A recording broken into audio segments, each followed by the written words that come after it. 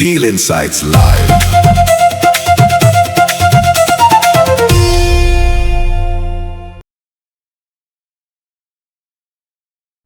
Steel insights live के नए episode में आप लोगों का स्वागत है। मैं अमित सोराना एम जंक्शन से।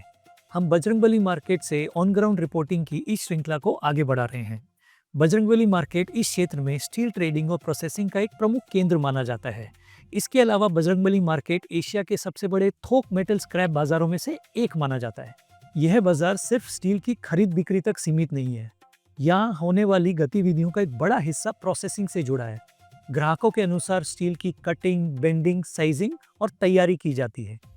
यही वजह है कि बजरंगबली जैसा मार्केट स्टील उत्पादकों, डिस्ट्रीब्यूटर्स, प्रोसेसर्स और उपयोगकर्ताओं के बीच एक महत्वपूर्ण कड़ी का काम करता है। इन कारोबारों के लिए एफिशिएंसी यानी कि कार्यकुशलता बेहद महत्वपूर्ण है। हर दिन इन्हें कीमतों, प्रोसेसिंग लागत, ग्राहकों की जरूरतों और डिलीवरी शेड्यूल के बीच संतुलन बनाना पड़ता है। बजरंगबली मार्केट हमें करीब से ये समझने का मौका देता है कि स्टील अपने वैल्यू चेन में कैसे आगे बढ़ रहा है, जब तक कि वो अपने अंतिम उपयोगकर्ता तक नहीं पहुंच जाता। आखिरकार ये बाजार ट्रांसफॉर्मेशन यानी बदलाव की कहानी है। यहाँ जो स्क्रैप के रूप में आता है वो महज कचरा ही नहीं बना रहता। सॉर्टिंग, प्रोसेसिंग और रिसाइकलिंग के बाद ये कच्चे माल की तरह यूज में आता है और इसी कच्चे माल से तैयार होता है टीएमटी बार, शीट, रॉड, पाइप और स्टील के अन्य उत्पाद जो आगे चलकर उद्योगों में काम आते हैं। बजरंगबली जैसा बाजार ये समझने के लिए एक महत्वपूर्ण संकेतक का काम करता है कि स्टील अर्थव्यवस्था में जमीनी तौर पर क्या हो रहा है। अब सीधे सुनते हैं एक स्टील सेकेंड्स प्रोसेसर से जो एक पाइप फ्लेंज भी बनाते हैं। हम खड़े हैं बजरंगबली मार्केट के कंपनी एवरब्लिंक प्राइवेट लिमिटेड के मालिक के साथ। इनका नाम है श्री आनंद बंसल जी। आनंद जी, आप ये बताइए आप क्या क्या प्रोडक्ट्स का उत्पादन करते हैं यहाँ? मेरे पास मेन काम है फ्रेंच का हम लोग का। अदरवाइज ऑर्डर बेसिस काम है। जैसे किसी का भी अगर ऑर्डर किसी टाइप का आता है तो हम लोग पैक करके देते हैं। तो आपके इन प्रोडक्ट्स का किस तरीके का डिमांड है मार्केट में अभी हाल फिलहाल? डिमांड तो 100 है, बहुत ज़्यादा भी नहीं बोल सकते और कम भी नहीं बेच सकते। अच्छा, हाँ ठीक है, अभी चल रहा है, कोई बात नहीं है। तो जी करेंगे कि ग्राहक आते हैं आपके पास में, सबसे ज्यादा ग्राहक कहाँ से आते हैं? कंस्ट्रक्शन से, फैब्रिकेशन से या कस्टमाइज? फैब्रिकेशन के ग्राहक सब होते, फैब्रिकेशन के ग्राहक सबसे ज्यादा आते। इसके अलावा अगर आपसे मैं ये कीजूँ आनंद जी की ओवरऑल आप किस तरीके से देख रहे हैं कि आगे आने वाले 2-4 महीनों में, 6 महीनों में किस तरीके से डिमांड बढ़ेगा आपके प्रोडक्ट्स का? देखिए, गवर्नमेंट के प्रोजेक्ट चालू होंगे तो अच्छा डिमांड है।